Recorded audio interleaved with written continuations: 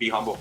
You've got to remain humble, because I've been in plenty of situations where, like you said, now that person that reported to you and you just weren't very kind, they're the one you're asking for an investment in something. So it's definitely a big thing to take away.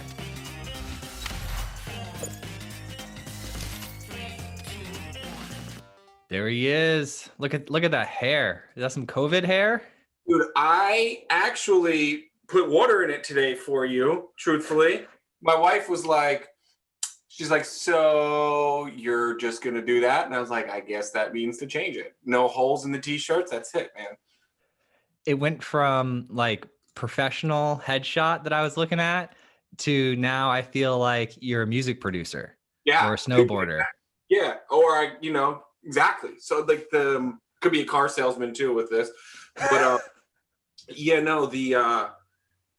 I haven't been going, because I used to go to the barber like every Saturday, and then I stopped. This was getting bad, so I shaved that. But yeah, I mean, are you guys still pretty locked down?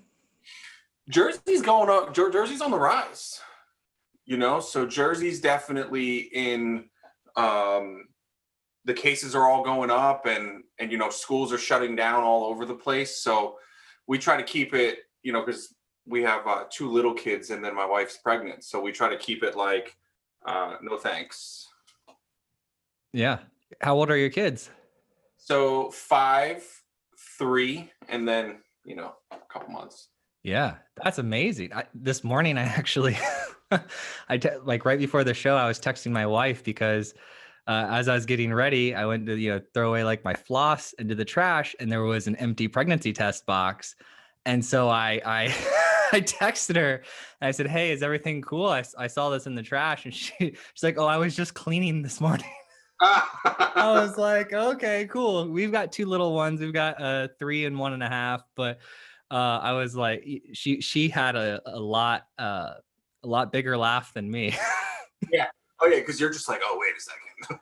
What? Yes. I was like, I don't want to be the sleuth, the investigator here, but I've got to ask. You can't not ask when you see an empty pregnancy box test in your trash can. Exactly. I totally agree. So is this your first podcast? No. So throughout the years, I've done them. I've done talks. So not my first, but I think it's the first one in a little bit. I think since I joined SS&C, right? This is the first time I've done it, just because it's just been so busy. Do you listen to other podcasts? Are you a fan of them? Yeah. I like Joe Rogan, right? I like Rogan. I like his style. I like a lot of the stuff about it. I think it's, after the whole thing, after the Spotify acquisition, I think it's interesting because his content isn't, it's random, right? He doesn't really take sides that often. So I think it's interesting to see some of the stuff that's going on. And then other podcasts, random, like Barbell Shrugged. There's some tech ones that are pretty cool. So, I just try to listen to as many of them as I possibly can at this point. Yeah, I did notice, to your point, after the Spotify transition for him, I just started seeing some guests that I don't think he would have on. Like authors of books that like I didn't think he would be reading. And it's just like, I get it, right? But a lot of love to him. Way to land hundreds of millions of dollars as a contract and not have to run that sales process anymore. Yeah. It's interesting, right? Because I was reading Spotify's relative, they're progressive, right? So I was reading recently how they're starting to try to silence some of his content because they don't necessarily agree with it. And I get it, right? You do whatever. But like, I'm very curious to see how it shapes up over time. But yeah, look, $100 million. Like, I'm sure if someone came and said, hey, we'll give you $100 million for your podcast, you'd be like, yeah, I think we could do that, right? You could probably work it out. That all of my anger or like caring about it's interesting if you have $100 million or a $300 million check in front of you. It's like, your brain just starts figuring out every way why you could take it.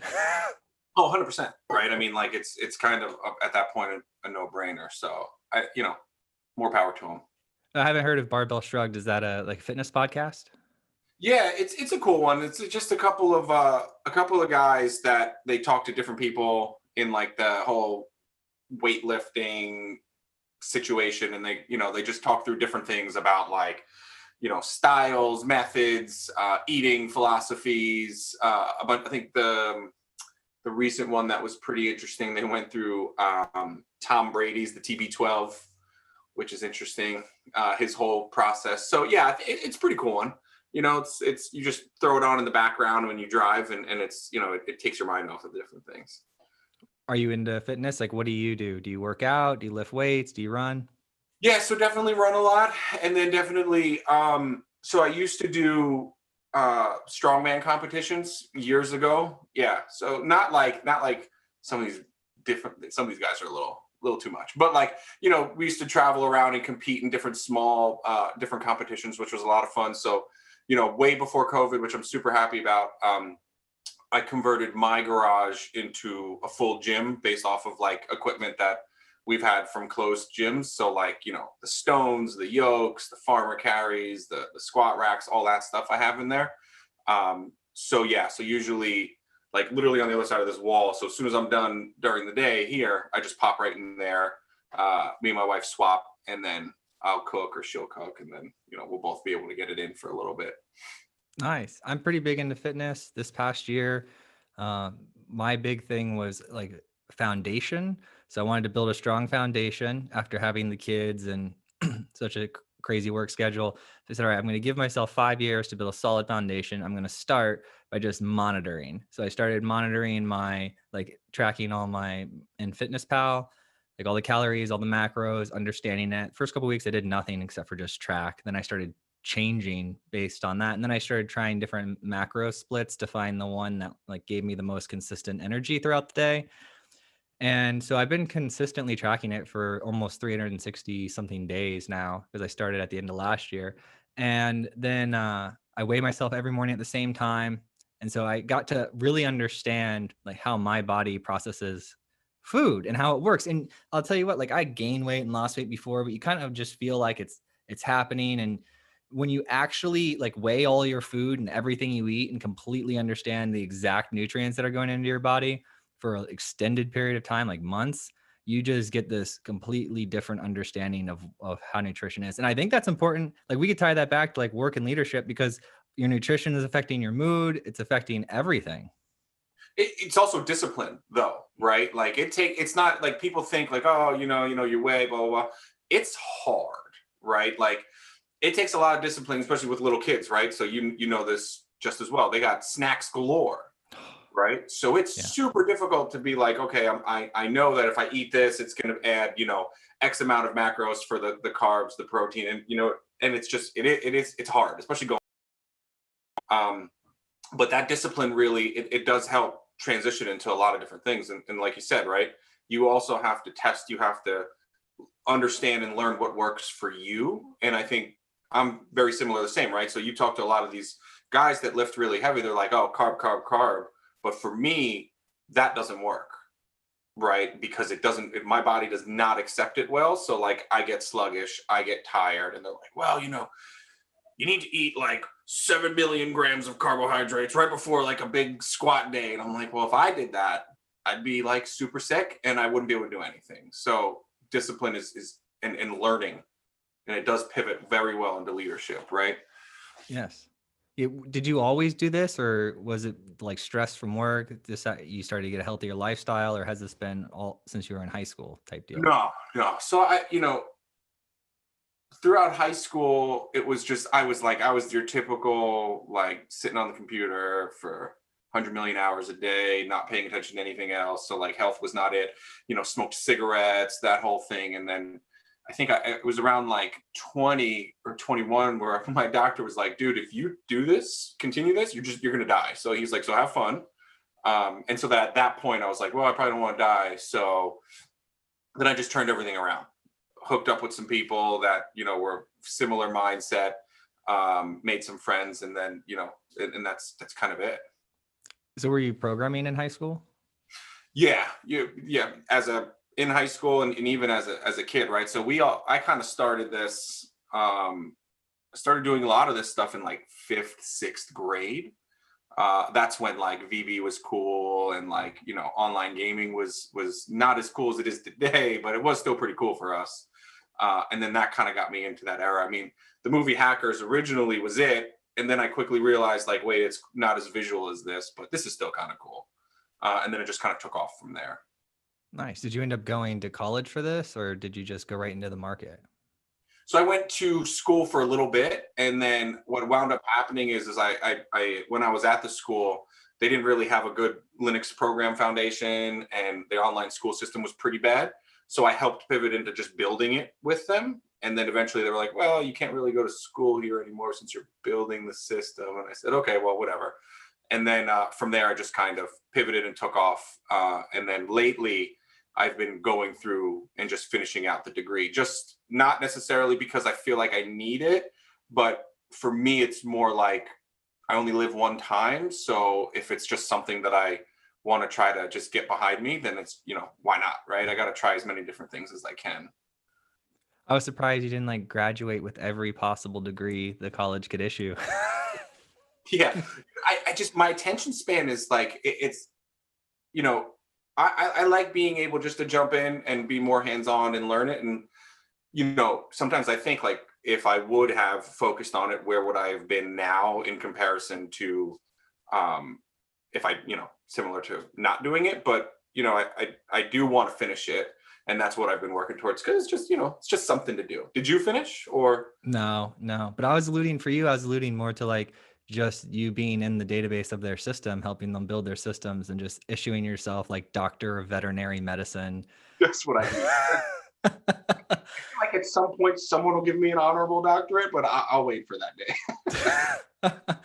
That is amazing. So you go through college, you build these systems, you get really into building systems farther and farther. And then what's your first like major job? Ooh. So I had a bunch of them, right? So like way long ago, I started in an internet cafe in South Jersey, right? So that was, you know, and it was funny because we were helping people, fixing computers, running like Counter-Strike leagues, stuff like that. And then it quickly pivoted into a babysitting job.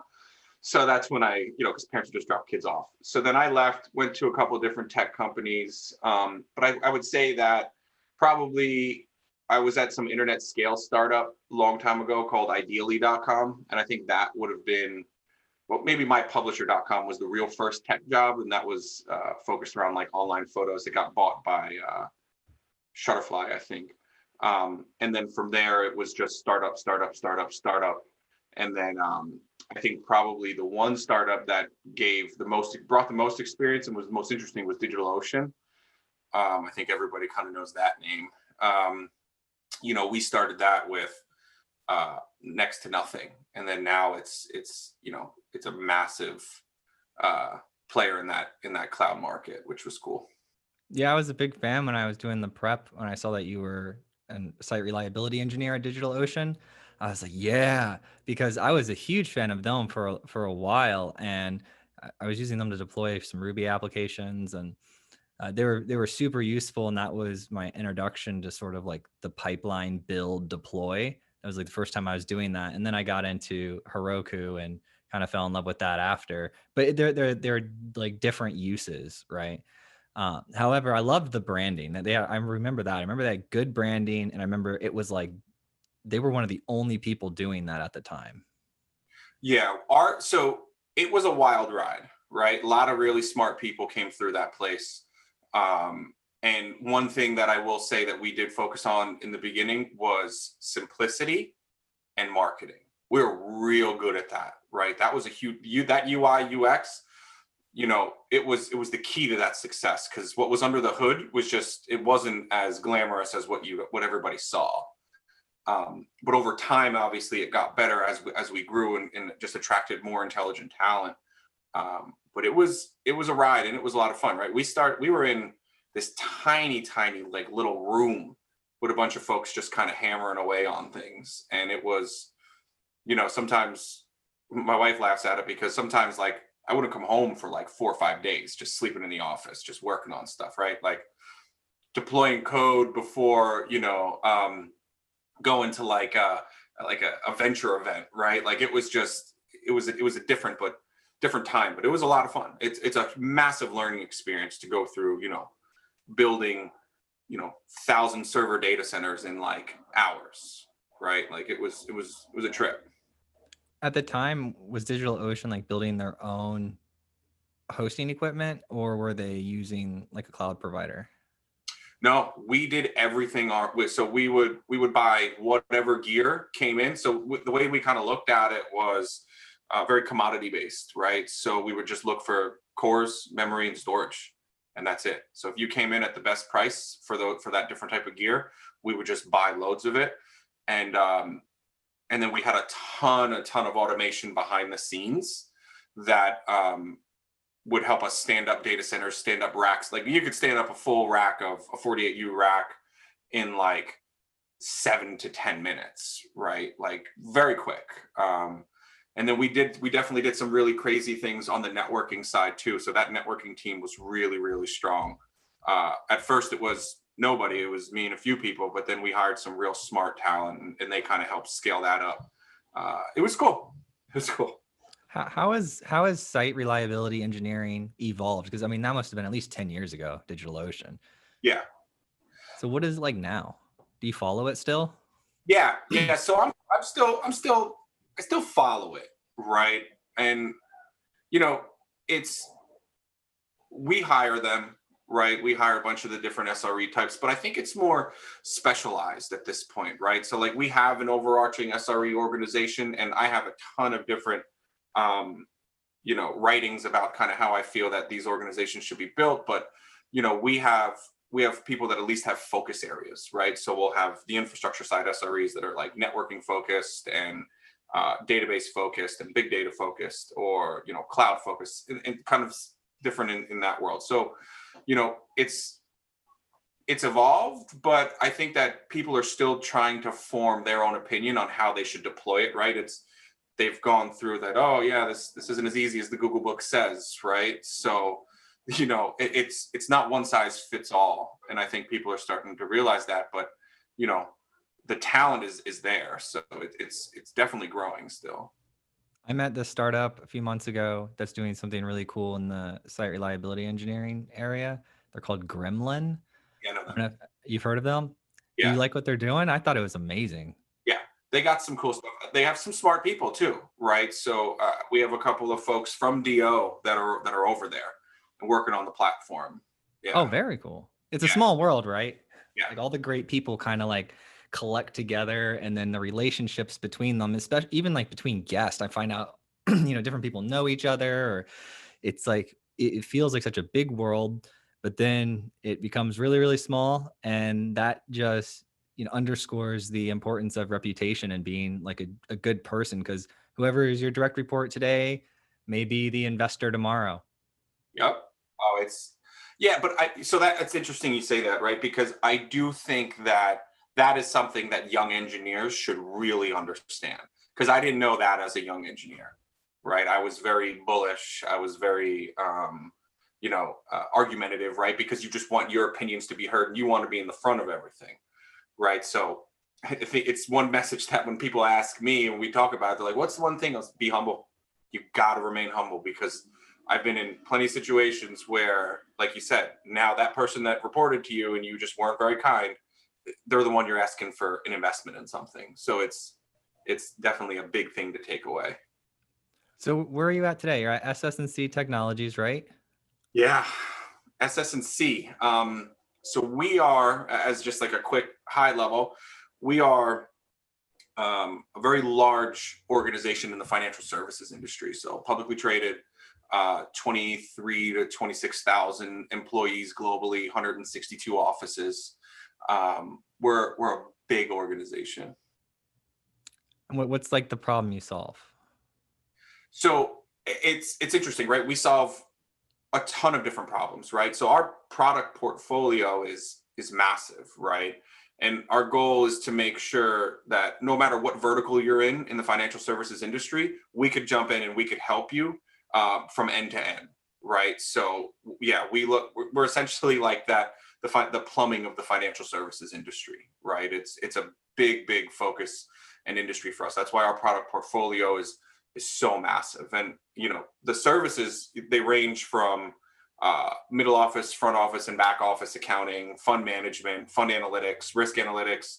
We do full BCPDRs, virtual data rooms, BPO automation, just everything that customer needs, no matter what vertical they're in. So I know you have so many, but like who is the usual customer? Is it mostly like banks and funds, or do you get like small family offices or Everything. So everything?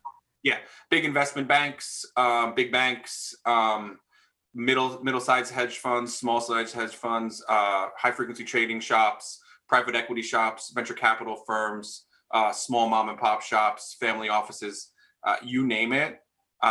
We are there, and we also have an entire health area, so SS&C Health. So we do a lot of it is really cool, right? So we do a lot of the pharmacy transactions. So that's another big area for us, and a lot of the automation for the different insurance providers. Oh, very cool. Yeah, I think I was talking. It's like a company called Change Healthcare a long time ago, and they were explaining to me this process of the prescriptions and the business model there and how this works. And for me, I just geek out over that type of stuff. Basically, it's understanding complicated systems. Like I can geek out just as hard as understanding a code base as I can understanding somebody's different business model. And that's what's really cool about it, right? Because they're one and the same. At the end of the day, financial services and healthcare and most of these things that exist, you're just processing transactions, and you just have to do it at a high volume and reliably, right? And especially in financial services and healthcare, like you can't just drop transactions, because that's either A, millions of dollars, or B, somebody's life, right? So that's something that we've focused on for a long time, and especially since I walked in here, is just resiliency and stability to make sure that we can process everything accurately. I guess it's a good word. So do you guys do? I had a financial software company before I did the podcast, and we were doing like retirement analysis, withdrawal strategies against tax bracket, like everything. We were just putting tons of financial products and then model hundreds of thousands of scenarios for the best situation for the person based on how much cash they need to burn and where they're at. Looking back on it, it's like 3-year blur. But when you see the suite of tools, it's like, this is unbelievable. It's so cool. So then I sold my interest in that and started the podcast. And I was curious, do you guys, like, one of the big problems over there was getting access to like financial data, as from everything from the bank accounts, like a Plaid would do now, to a stock market data they charge you. It's basically free if it's a day delay, but as you get down to the millisecond, you're spending tens of thousands of dollars. Do you guys get into the data feeds over there, or do you just provide services? Everything. So we have every data feed that you could imagine, coming in from markets, coming in from exchanges, even we have a whole business called Fix, that we host fix infrastructures for customers, right? So like live exchanges that people can transact on, where you place orders and such.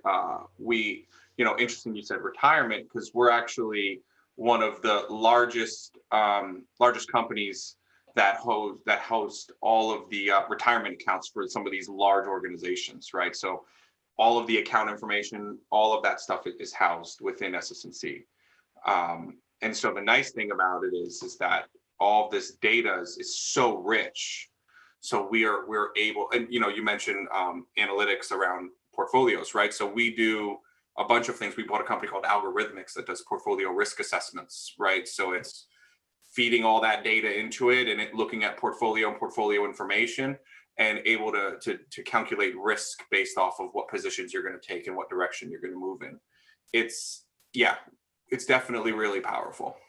Yes, I liked this one company a while back called like Riskalyze. They were doing some stuff, but they had a cool culture, and I liked their branding. But that's like the basis of it. Pretty much, branding wins me over like 9 times out of 10. If something's beautiful, you want to walk up to it and experience it.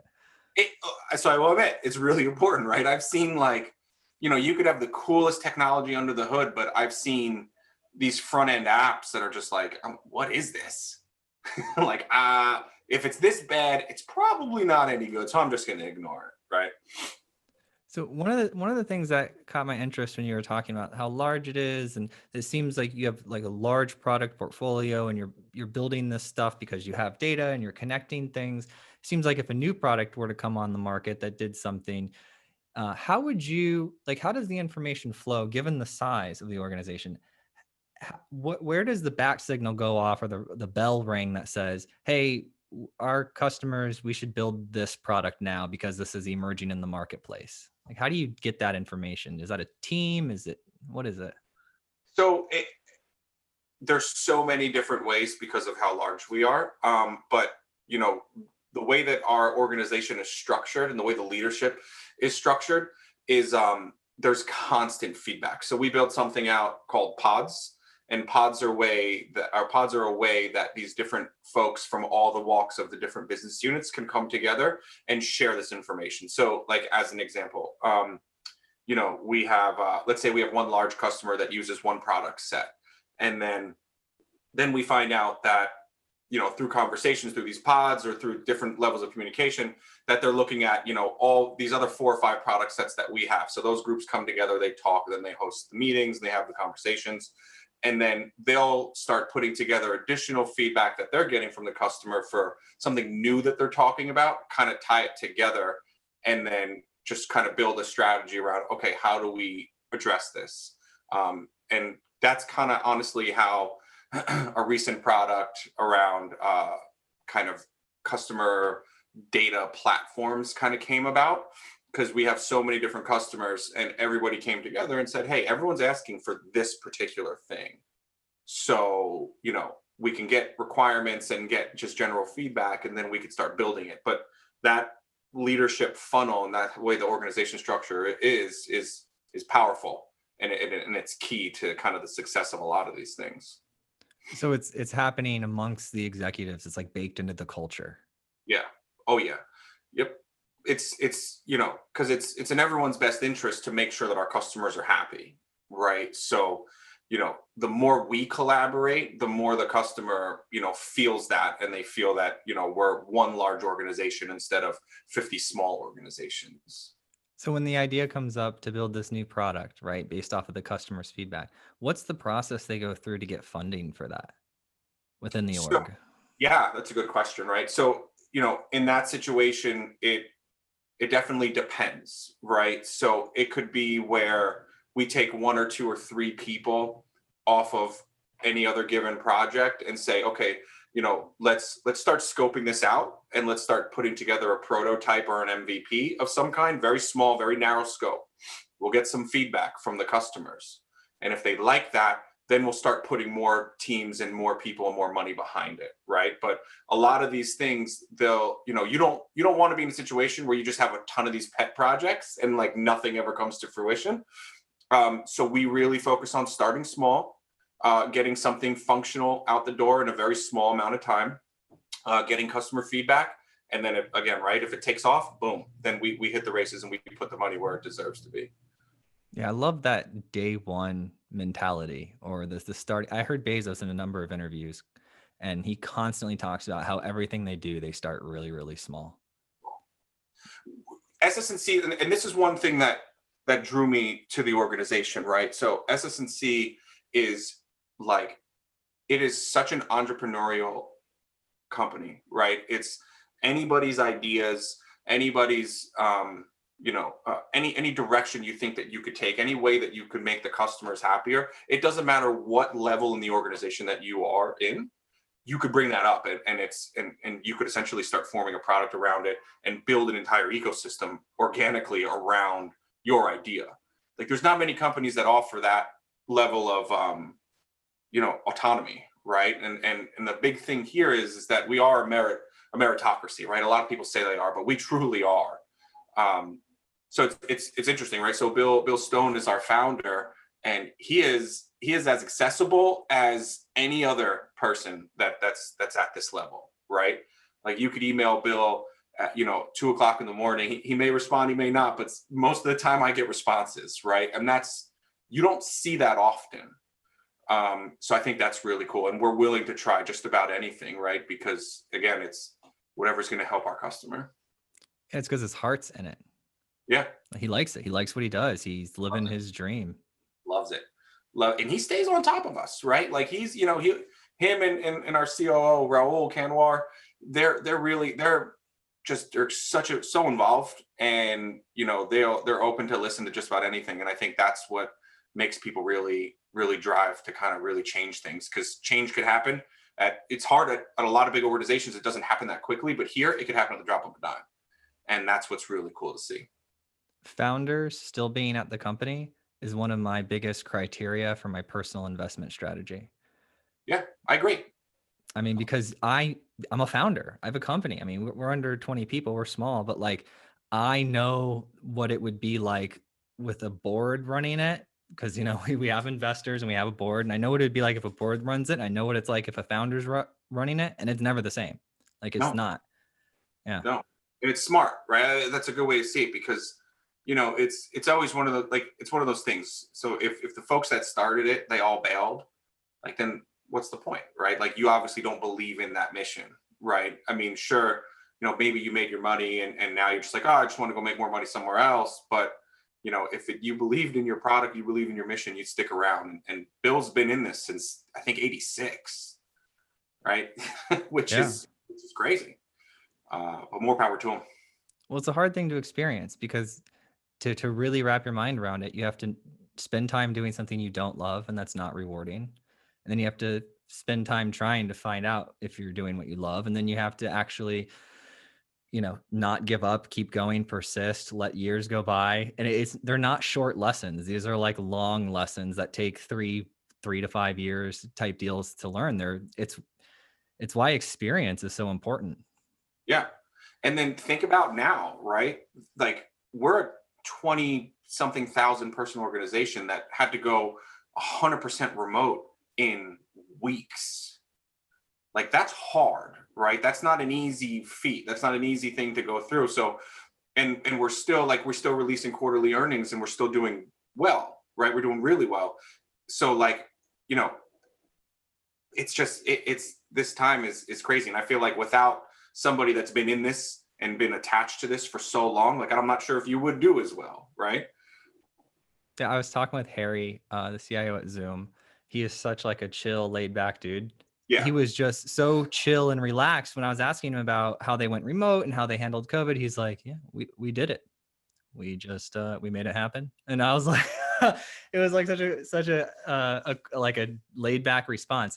I want a better response. How did you guys do it? Like, how do you, like, what is going on? Maybe not how you do it, but like, what is going on in your mind when you're like, okay, I lead the technology part of this technology organization. We have 20,000 people, and now we have to go remote overnight. It was crazy, right? But I would have to say that the team that I had around me, everything that we did for the past 18 months, it really had its time to shine, right? We were upgrading infrastructure, we were adding new features, we were adding new processes, new procedures, new tooling, and it was definitely hectic. Like, we didn't sleep for weeks. It was about probably a week that we were just constantly online, right? And then into the second week, which is, you're in a situation where you have folks that normally would just go into an office, and now you had to onboard them with laptops. That's hard, right? Because you still need to ensure security. So I was out talking to almost every contact I had, trying to source laptops. I think that was the most difficult piece to this entire thing. And then, my team that sat there and they built, 15,000 laptops in 2 weeks, like, that's huge. And then Zoom was a big part of it, right? So I know, I talk to Eric, their CEO, frequently, and I just thank him, right? Because going on to this platform really helped us with our remote strategy, right? We had, because you could just imagine the sheer volume of troubleshooting that you would have to do when you go into the situation. And we used like Zoom rooms, like hundreds of Zoom breakout rooms, where folks were able just to log into, get their problem solved, and then kind of hop back out. And we would just leave it open because, our call centers were just off the charts. So I would definitely say that our transition was really smooth, though, because of everything that we focused on previously. And it, not obviously not in anticipation of this, but it's the team came together and is just really talented. Yeah, Eric's fantastic. He's like the picture perfect way for a founder to interact on social media, because he's like on Twitter, he's on LinkedIn, he jumps into support questions, he responds to people, and it's actually him doing it, right? And I think that that's just so cool, especially their whole like origin story. Did you ever get into their origin story? No. No, I won't go into it, but like it's the like 10,000-foot view is he was at like a go-to meeting type company. I don't know which one it was, but he was looking at this new technology, and they're like, no, we invested in this, other technology, and so we're not going to modify the systems. He's like, well, someone's going to come out and they're going to do this, and it's going to kill us long term. And then he left, got VC funding, and started it, and like knocked their socks off. Yeah. He was the one that did it. Yeah, absolutely. I mean, that's kind of how all these ideas are born, right? Like you could see some of the largest companies of our time, or at least some of the most profitable, and a lot of them have very similar stories. It's just, because not everybody can see the vision, right? And I think that's it's a skill that needs to be developed over time. So you're at DigitalOcean, right? And then now you're at SS&C. But what did you meet like when you left DigitalOcean? How did you meet SS&C, like executive team? How did you end up there? So I was at Bloomberg before this. Okay. Yeah, I did a bunch of different things at Bloomberg for a while. SRE, building teams, building strategies, building platforms, security architecture. And then I got hooked up with SS&C through a mutual friend. And, we had a couple different conversations, more than a couple. And it just like, it made sense, right? Because, they really needed somebody that kind of had that financial services experience, but also had a completely different set of experience, like the startup world, like, scaling systems in that way, to kind of come in and have a fresh look at, how we do tech, how we do engineering, and kind of, just overall, how to build these teams. Because I think that's definitely one of the bigger challenges of this role. So what's your takeaways from building these teams? Like, what have you learned? It's every day is a different lesson, right? And going through this whole thing it's just the emphasis on culture for us and for anybody, right, is just so important. And I used to just ignore it for a long time and always thought that it just, whatever, we're engineers, we'll get through it. But nope. You have to make sure that the people are happy. You have to make sure that, you could accurately assess their skill sets so you could place them in areas where they can be successful. You have to make sure that, you're also, so daily, something that I do daily, right? And sometimes the folks that report directly into me aren't the happiest about it, but I go down and I talk to anybody and everybody, right? So I'll randomly message people on our chat software, and just be like, hey, whether they're, a desktop support technician or whether they're, I don't know, a principal engineer. I'll just talk to them, see how their days are going, get an understanding, see if I can help, I can answer any problems. Because one thing I tell them, like, look, I've done all your jobs before. Like, I've been there, like, I've done it. And so, I may be, sitting all the way up here, but I still know a thing or two about how to do these things. So please, use me, right? And I think that's been, especially during this pandemic, really valuable for them. And then a lot of the other things that I think were really important is I focused on putting together kind of like these internal collaboration and communication things. So like we did quarantine creations was really cool. So I let everybody kind of come together and show us something that they've done during quarantine that isn't necessarily computer related. Everybody voted against each other, and they got like Secret Labs and Oculus gifts, right? Which was really cool. We did one for Halloween, and now we're going to do one around like internal gaming teams. And again, you'll get a Secret Labs chair and some cool prize. But community and culture is, I don't care what anybody says, it's definitely some of the most important things that you could do, especially in this role. Do you drive that initiative yourself, or do you have someone on your team that's like really strong in that area? So it's me. I drive it, but I take the feedback from from the group, because some of these folks, they have been, I've hired the way that I kind of built the team is my whole vision for my directs has always been engineers first, but leaders after, because I don't want somebody that's just a pure leader. It's just not interesting to me, right? Because I need folks that could dive down into the weeds and understand the problem space instead of, just kind of delegating to everybody for everything. It's just not interesting to me. I like to have good conversations also. But a lot of them come from so many different walks of life and so many different companies that they have really good opinions on culture, collaboration, communication, and how to build these things. So that's kind of where our pods concept came out of, right? Which was lots of thinking, lots of reading, lots of research, and then kind of getting feedback from the team, the business people, and everybody, and kind of designing that system, which was really cool.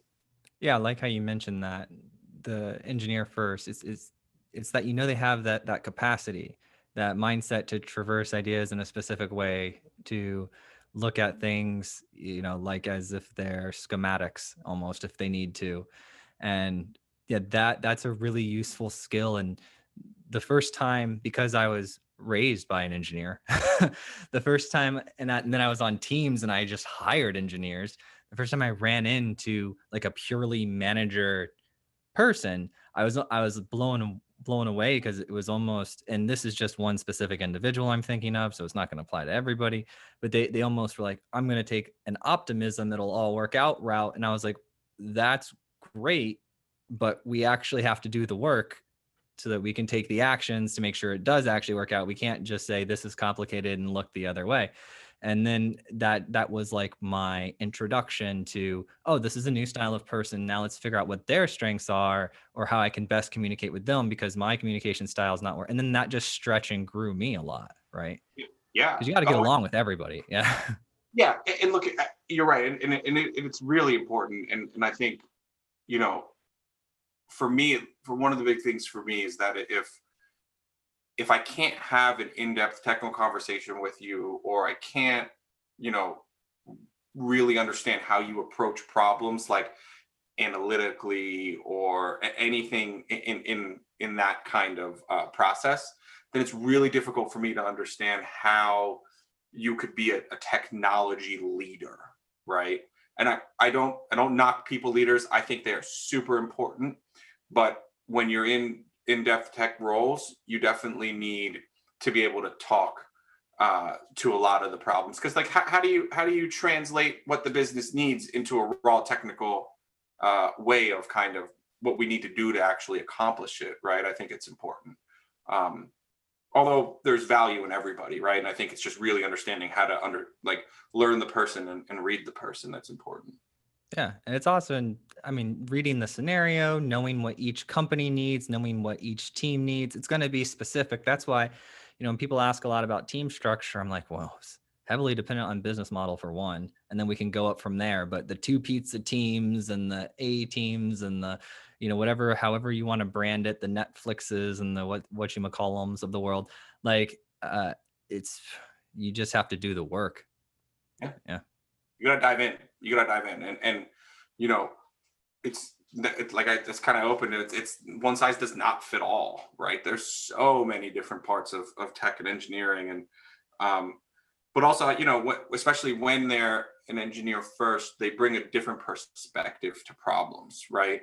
You're never going to have the folks that are just, complacent with saying, oh, it's just always the way we've done it. But like, I don't like that. If it's always the way we've done it, maybe it's wrong and you need to fix it and address it differently. And then, you have to figure out a way to come up with a solution, but also get people behind you to kind of help you see your vision and build it, right? It's important. Yeah. So tell me if I forgot, but we were talking a little bit about how you met the executive team at SS&C. Did we finish that story? I'm not sure, but I think, well, as a quick thing on it. We met through, they were looking for somebody with a big financial services, but also startup background. And we had a mutual friend, Raul and I. And so what had happened is he was like, hey, SS&C, there's this company, I never heard of them. But he's a good friend of mine, and he's looking for a CTO to kind of come in and really shape the way technology needs to be at this organization, right? But they don't necessarily just want a people manager. They want somebody that has the technical skills and technical abilities. And I said, oh, okay, cool. Like, I'll go have a conversation with him. It doesn't hurt. And just, Raul's the type of guy that when you meet him, he runs such a big organization, and very, very humble and very, very smart. And he kind of knew. And the biggest thing for me, why I came over here, was Bill. And that executive group was behind change. They knew change needed to happen. And it's history, I guess. So where's Raul today? He is the COO. He runs the entire business. And he's still engaged just as much as I am. So what's like, if we were to take your current way that you're spending your time, like your current day, and we were to divide it into a pie chart with 3 sections, what are the top 3 ways that you're spending your time? So I spend my time in so many different ways. So, I think some of the big things for me, I would say, is you think of them like macros, right?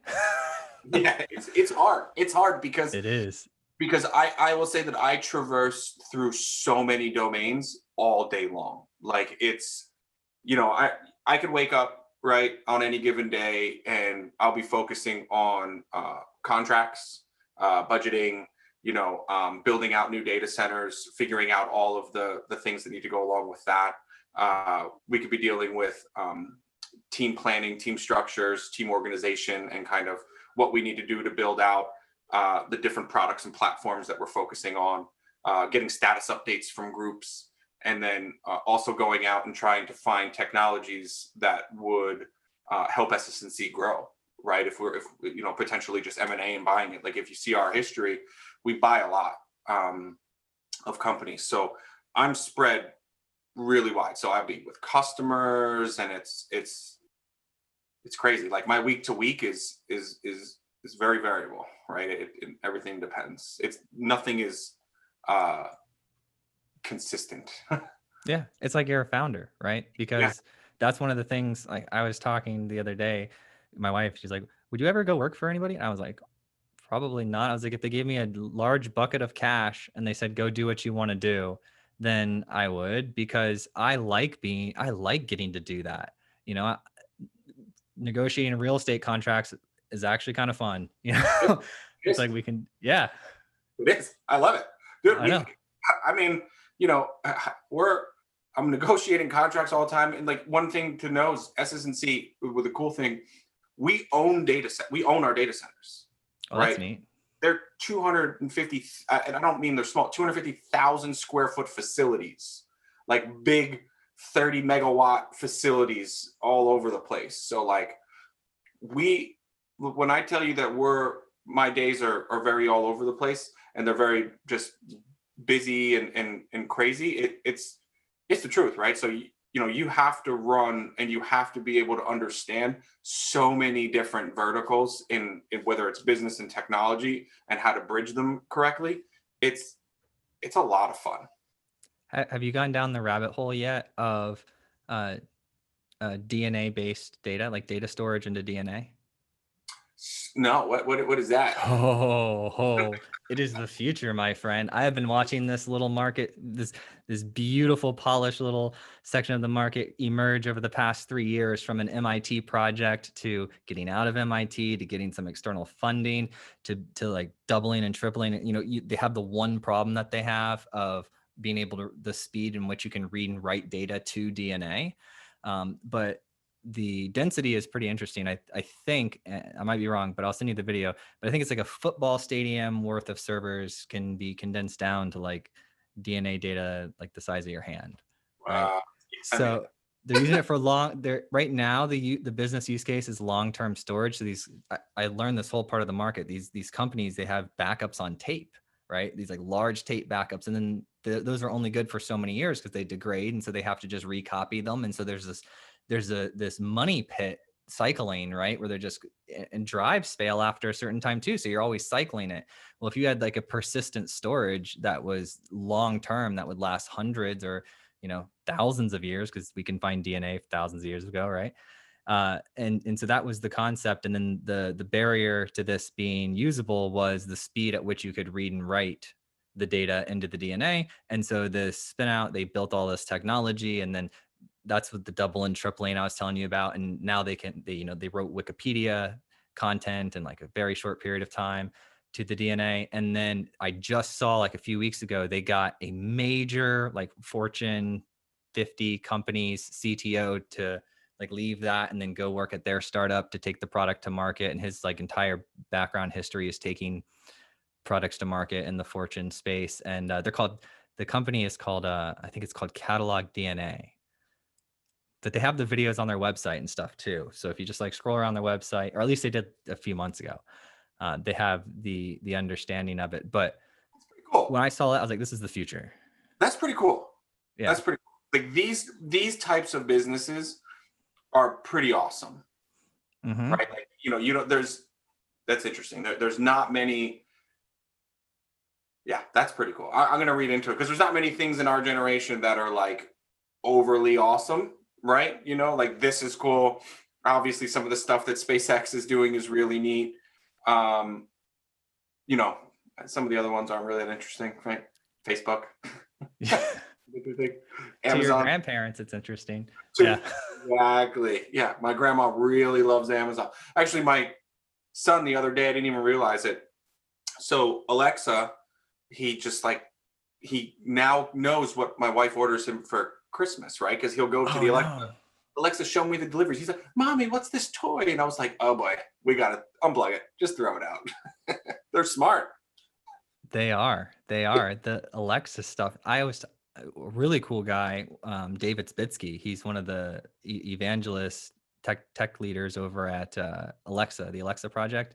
And I've talked to him a couple times. One of my favorite takeaways from him is you can ask Alexa, why did you do that? And she'll actually tell you. Really? Yeah, it's like one of the utterances that isn't very commonly known. I'm going to do that. Yeah. Why did you do that, Alexa? She's like, because I love you. No. And that's the cool thing, like, it's funny because, so, the Zoom thing is new, right? So we've been doing Zoom birthdays, Zoom this, Zoom that. And like, we had like a Zoom birthday party, like right in the middle of this pandemic. And I was just like, oh, everybody, it was like 30 or 40 different family members. Like, everyone to be quiet for a minute.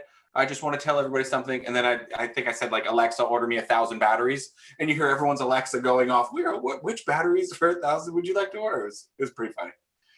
I love it. Yeah. Piss everybody off. That's crazy. Yeah. So, all right. So I want to get I've got a couple more leadership things that I was really interested to hear from you, because we do these prep calls and I come up with these questions, and then, for the whole week. And then sometimes after I get to know you, right, after we've been talking for a little bit, I'm like, oh, okay, I want to hear what he thinks about this. Yeah. Right. So I'm curious, like, what are you learning right now as a leader? From tech or leadership perspective? Leadership perspective. Leadership. Especially during this pandemic. I think one of the biggest things that I've been learning is, to make sure that checking in on people is really important, because the mental health of individuals, it's something I never thought about. And now knowing that, there's people that are just stuck inside their homes, they're not going anywhere, they don't have anybody around them. Those are the types of people to kind of check in and focus on being able to just change somebody's day, even the slightest amount is monumental in and kind of maybe small to me, but to them it's really important and big. And I think, being more personable, getting down and really letting people know that they could come and talk to me and be there, and focus on them, I think is one thing I would say I've learned big time from this, right? We could talk about all the other, different things like, oh, it's to be an inspirational leader, blah, blah, blah, all that crap. But I don't think it's as important as making sure that, you have to realize that you put your pants on, or, or shoes or whatever it is, the same way as every single person.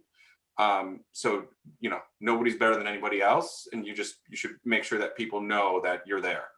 I think that's really important, especially as a leader. I love that you say that too, because, I was thinking a lot about that. Spending time with somebody, how you mentioned earlier, you reach out and talk to people, and caring builds up trust. It builds relationship, and then it's like a bank account because you can spend that, right? Like I noticed one of the things I was learning recently, because we do Slack and we do our morning stand-ups on Zoom, and then we do Slack, and I noticed that there's this like currency you build with people, even people that are in your normal everyday life, where like you can't slack on it. Like when sometimes I'll be slacking or like going to type them a message, and I'm like, I don't have enough social currency to be doing this with this person right now. We need to get on a call, because it's been 5 days since I've had like a personal call with them. And I, I know that they're going to interpret this like the wrong way because it's text and it lacks context and everything. Yeah. And like, I hear people like, oh, well, I do office hours. I'm like, it's not the same. Like, just because you sit on a Zoom and you answer a couple questions, it's like, people are struggling, right? And like, so that's why I've done, I do those little things, and that's why I reach out, and that's why I do these like little competitions for the group. Because one thing pretty cool now that I'm doing, and it's, I'm just completely on the side, is I'm trying to work with our different vendors and source like a handful of PS5s and a handful full of new Xboxes, right? Because that's cool. And like, if people can find a way to compete for those things internally, like how many places are handing those things out? Like, and even if I have to go buy them myself, like I'll go buy them myself, just so folks know, like, hey, we value you, right? And so I think it's really important. And it's like one of the best investments you can make too, because I always like to look at myself, right? And because that's the shortest distance of like communication. But like when I'm on, the quality of work that I'm doing, or when I'm taking care of myself, the quality of work that I'm producing at the rate I produce it is vastly different than if something's not working at home, because I didn't get sleep 3 nights in a row, and then I didn't like, I left the wrong way, or I was in a rush out or something, and then like just things that day are like not going well at home. That just completely affects your entire life, right? And it affects your output. And having relationships that are healthy and good at work can definitely help you get back in the zone, or just realize that everything's going to be okay around some people who care about you. It's so important. It's, it is, and I think also understanding that, it should go without saying, but I don't think it does in most cases. But like, everybody's a human. Everybody has their own problems. Nobody's problems are bigger than somebody else's, right? So like, it's you have no idea what somebody's going through that given day, right? So as long as you're literally, dude, even like dropping like a hello or hey, it changes for people, but especially people in these big roles. You get a CTO that drops in that manages thousands of people, that just says, hey, how's it going? It's important. And it's hard to remember that too, because people will get excited, because we get to have a lot of awesome people on the show.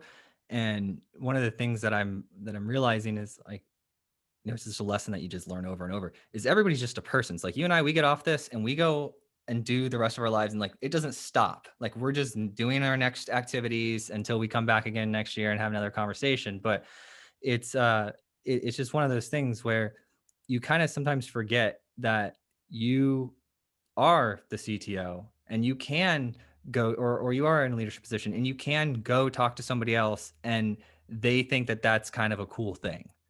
And because it's hard. Because if you were to think about yourself like that all the time, you would be somebody nobody wants to spend time with. Yeah. Right. Yeah. And that opens with like being humble, right? That's why, you could, and, we went from talking about, the macros and the working out, pivoting into leadership and discipline. And then you could pivot back, right, to focusing on that humble, because you walk in, a gym, or you go outside and you run, and, 150 pounds, 135, whatever it is, that's how much it weighs. It doesn't care if you're a CTO, doesn't care if you're, Jeff Bezos, doesn't care about any of that. It's there, right? So again, it's just being humble and understanding that at the end of the day, we're all just a billion cells trying to figure it out for a little while, right? That's it. Preach. I love it. No, and that to me, that's why I have such a high respect for discipline. So like when I see people who have discipline, and that's why I like being at the gym and I like being around those people, because it's like we are like doing the difficult thing, and it's equal to all humans. It doesn't matter if you're a girl and you're 5'3", or if you're a dude and you're 6'4". Like the discipline is the discipline, and it's hard. And if you can see how long they've been doing it too. Like I've been doing it for like a year, but I go to the gym like, look how big that person is. They've been doing discipline for like 10 years. Yeah. There's so much motivational things to listen to around it too. And it was funny because talking about discipline yesterday. So my wife, she's pregnant. So she comes to me because she's like, okay, it's time for me to work out. I was like, all right. She's like, or we could just go to Chick-fil-A and eat Chick-fil-A. And I was like, damn. I was like, let's just work out and then eat Chick-fil-A though. There you go. It's that compromise. Yeah. But it's important that you don't shut it down and that you kind of like play with it and have like, oh, maybe, but we should probably do this, versus like, no, because then my wife would just cry and hate me. Yeah. Basically, you got to cater, man. Got to do it. Got to make sure. Know your audience. Yeah. And I'll tell you what, though, it definitely pivoted quite a bit like after I had kids, because I think that you look at things really different. I think it really happened after I had my daughter, because it was just like, like what happens if somebody talked to my kid that way? Like I'd be super pissed off.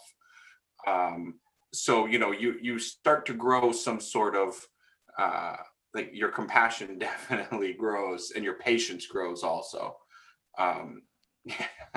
Your patience grows tremendously. I've noticed trying to get a 3-year-old dressed or to eat dinner or something, it's just like the most beautiful thing is how raw, like, I like to compare it against they're like computers of the 1960s, where they're the size of a room and you can see the transistors and you can touch everything.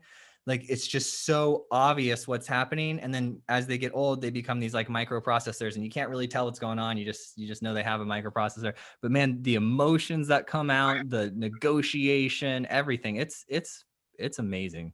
Oh, it's crazy, right? Like, she doesn't know. They don't know what I do. So like, they, and you know what? And it's great because it just doesn't matter to them. They're like, man, okay, well, that's cool. I'm still going to throw this macaroni at you. Like it's not, I'm like, all right, no problem, dude. That is one thing that's interesting that I didn't know when I was younger and that I know now, is famous people are not famous in their everyday lives. Nope. Like when your name's on the marquee and you're on the stage and you're talking to thousands of people, like in that moment, you're experiencing that. But then the event's over and you drive home and you just go to the grocery store. It's just life. And you just get in your car and you press the pedal the same way that everybody else does, right? And that's why you gotta be humble. And I've met some people along this way and just in life in general that are not humble. And it's very irritating to sit around and hear people talk about themselves for hours on end. Who knows? Who knows what'll happen? Tomorrow's not promised, right?